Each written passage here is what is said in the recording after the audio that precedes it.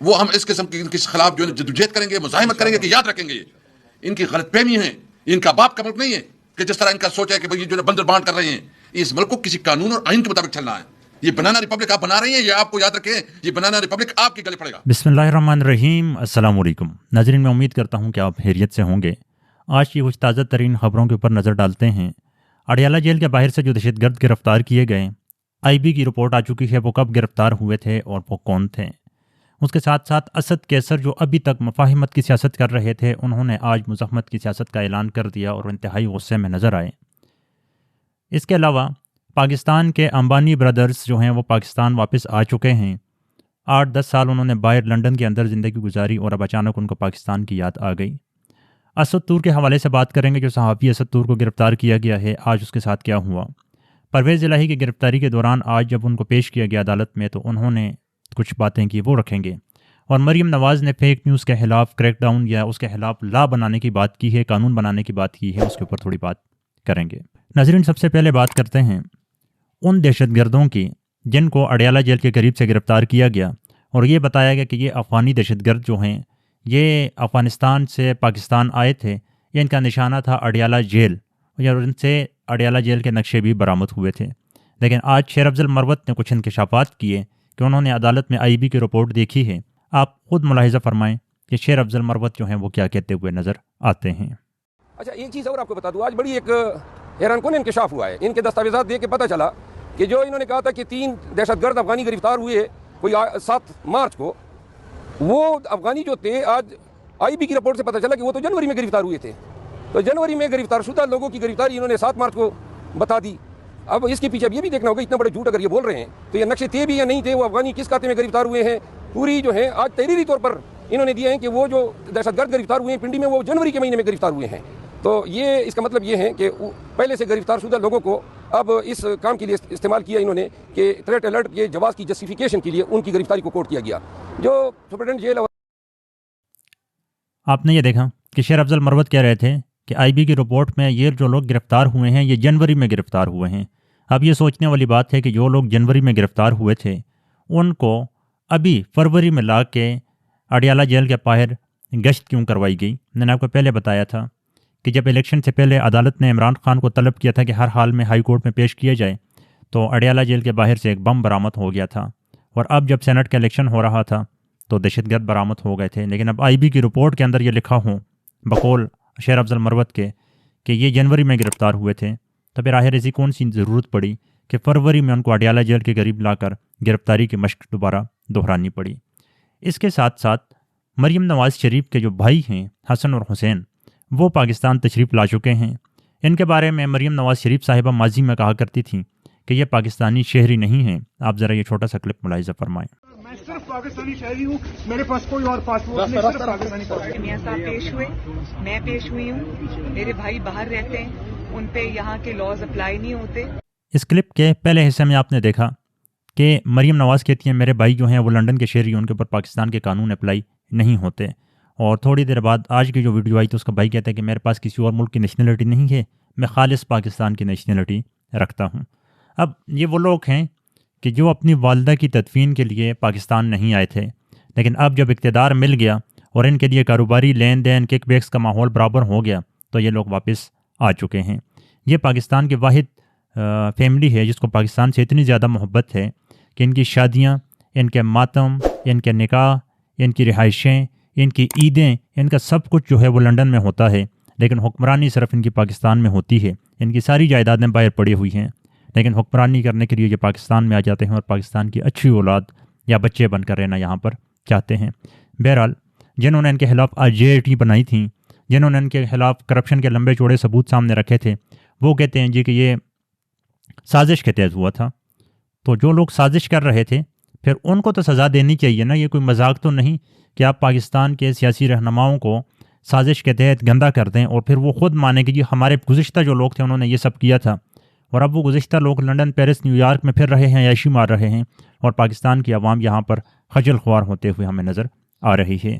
بہرحال دیکھتے ہیں کہ آگے کیا ہوتا ہے. لیکن پاکستان کے محب وطن شہری جو 10-10 سال تک پاکستان ڈر کے مارے نہیں آ رہے تھے, اپنی والدہ کی تدفین کے لیے نہیں آ رہے تھے, وہ اچانک سے پاکستان آ گئے. ان کو پاکستان کی محبت جاگ چکی ہے. اس کے علاوہ میں بات کروں گا اسد کیسر کی، کہ اسد کیسر ابھی تک ہم نے دیکھا کہ وہ مولانا فضل الرحمان کے پاس، دوسری سیاسی جماعتوں کے پاس جا رہے تھے، اور ان کی کوشش یہ تھی کہ وہ مفاہمت کی سیاست کریں، یعنی یہ جو جتنی بھی چیزیں ہیں یہ پرامن ماحول میں سولو ہو جائیں. لیکن اب لگ ایسا رہا ہے کہ جو چیزیں اب ہو رہی ہیں اس کے بعد اسد کیسر جیسے بندے کا صبر کا پیمانہ بھی لبریز ہو چکا ہے. وہ کیا کہتے ہیں آپ ذرا یہ کلپ یہ ملاحظہ بات بالکل فرمائیں. میں کیٹیگریکلی واضح کرنا چاہتا ہوں، ہم مزاحمت کی سیاست کریں گے، ہم لڑیں گے. ہم ہمارے یہاں جتنی بھی ایم این اے ہوں گے تو کوئی بھی حکومت میں تو ویسی بھی اب نہیں ہے، ویسی بھی ہماری حکومت میں نہیں ہے. ہم 10 بھی ایم این اے ہوں گے نا، وہ ہم اس قسم کے خلاف جو ہے جدوجہد کریں گے، مزاحمت کریں گے کہ یاد رکھیں گے ان کی غلط فہمی ہے، ان کا باپ کا ملک نہیں ہے کہ جس طرح ان کا سوچ ہے کہ بھئی جو بندر بانٹ کر رہے ہیں. اس ملک کو کسی قانون اور آئین کے مطابق چلنا ہے. یہ بنانا ریپبلک آپ بنا رہی ہیں، یہ آپ کو یاد رکھیں، یہ بنانا ریپبلک آپ کے گلے پڑے گا. اس لیے میں کہتا ہوں کہ ہوش کے ناخن لے، ہم اس حد تک نہ لے کے جائیں کہ ہم تمام آپشن چھوڑیں. ہم اسمبلی میں اس لیے آئے کہ ہم اب بھی چاہتے ہیں کہ کوئی نظام چلے، لیکن آپ بالکل ختم کرنا چاہتے ہیں تو ہم تیار ہیں آپ کے ساتھ. ہر قسم کی جس طرح تم لڑائی چاہتے ہو ہم آپ کے ساتھ لڑائی کے لیے تیار ہیں. حد ہوتی ہے ایک چیز کی عرضی. میں بالکل مذمت کرتا ہوں، مذمت نہیں، ہم مزاحمت کریں گے اور آپ کو دکھائیں گے کہ انشاءاللہ آپ کو ہضم نہیں ہونے دیں گے. اسد کیسر کا 2 ٹوک الفاظ میں یہ کہنا تھا کہ ہمارے پاس حکومت ویسے بھی نہیں، اگر بات یہ ہے حد یہاں تک آ چکی ہے تو ہم کھل کر مزاحمت کا مظاہرہ کریں گے، اور جس طریقے سے آپ چاہتے ہیں ہم اسی طریقے سے اس جنگ کو لڑیں گے، آپ خود فیصلہ کر دیں. یہ الفاظ اسد کیسر کے منہ سے سامنے آنا، اس کا مطلب یہ ہے کہ تحریک انصاف اندر سے اب ریزسٹنس کی طرف آ رہی ہے. مفاہمت کی جو انہوں نے کوشش کی گزشتہ ہفتے میں، اس کے کوئی نتائج سامنے نہیں آئے، بلکہ الٹا تحریک انصاف کی مزید جو سیٹیں ہیں وہ بھی ان سے چھینتے ہوئے نظر آ رہے ہیں. اس کے ساتھ ساتھ جو صحافی اسد طور گرفتار کیے گئے، پہلے کہا گیا کہ انہوں نے قاضی صاحب کی شان میں گستاخی کی ہے، پھر کہا گیا کہ جو انہوں نے اداروں کے خلاف باتیں کی ہیں، اور اب اچانک سے دوبارہ ان کو اپنے پاس گرفتار رکھا ہوا ہے. آج ان کی ہیئرنگ تھی، اور سننے والا جج کون تھا؟ جسٹس ہمایوں دلاور. آپ اس ملک کے عدالتی نظام کے اوپر اندازہ لگا لیں کہ یہ جسٹس ہمایوں دلاور جو ہیں، انہوں نے عمران خان کو جلد بازی میں سزا دلوائی تھی اور عمران خان کو گرفتار کروایا تھا. اور جب تحریک انصاف ان کے کنڈکٹ کے اوپر ہائی کورٹ جاتی ہے تو ہائی کورٹ کے جج عامر فاروق باقاعدہ یہ کہتے ہیں کہ یہ ہماری چھوٹی عدالتیں ہیں، ان سے غلطی ہو گئی ہے، اس میں کوئی شک نہیں، لیکن ہمیں ان کو اعتماد دینا چاہیے. یہ میں ایک اسکرین شاٹ لگا رہا ہوں جب جسٹس ہمایوں دلاور نے لطیف کھوسہ صاحب کو یہ جواب دیا تھا. یعنی ایک جج نے غلط فیصلہ دیا تھا، اس کو سزا دینے کی بجائے کچھ دنوں کے لیے OSD بنا دیا گیا، اور اس کے بعد دوبارہ اس کو لا کے جوڈیشل کمپلیکس میں بٹھا دیا گیا. اب اندازہ لگا لیں کہ یہ پھر اسد طور کا کیس بھی سن رہا ہے. یعنی جو جج اپنی سیاسی وابستگیوں کی وجہ سے پاکستان کے پاپولر لیڈر کو غلط فیصلہ سنا سکتا ہے، اور اس کی پھر تصدیق جو ہے پاکستان کی ہائی کورٹ کرتی ہے، اور وہ بھی عامر فاروق جیسا جج کرتا ہے کہ جو عمران خان کا شدید ناقد ہے یا عمران خان کے خلاف جاتا ہے ہمیشہ کے لیے، اس کو دوبارہ عدالت میں بٹھا دیا. مطلب جو بندہ ایک سیاسی لیڈر جس کے کروڑوں فالوور ہیں، اس کے خلاف بالکل بیتوقع فیصلہ سنا سکتا ہے، وہ عام لوگوں کے ساتھ عدالتوں میں کیا کچھ کرتا ہوگا اپنے مفادات کو لے کر. تو اسد طور وہ صحافی جو قاضی فائز عیسیٰ کے لیے مار کھاتا رہا، لڑتا رہا، اور پوری تحریک انصاف اس کو گالیاں دیتی تھی اس وقت، لیکن آج وہی اسد طور تھوڑا سا اختلاف کرتا ہے تو وہ 18 دن ہو گئے ہیں پولیس کی کسٹڈی میں ہیں. کبھی یہ بہانہ، کبھی وہ بہانہ، کبھی ایسے کبھی ویسے، ابھی تک کچھ بھی نہیں ہوا. اور آج جب اس کی سنوائی ہو رہی تھی تو 3 دن مزید جو ہے اس کو ڈیلے کر دیا گیا یا ایڈجنٹ کر دیا گیا.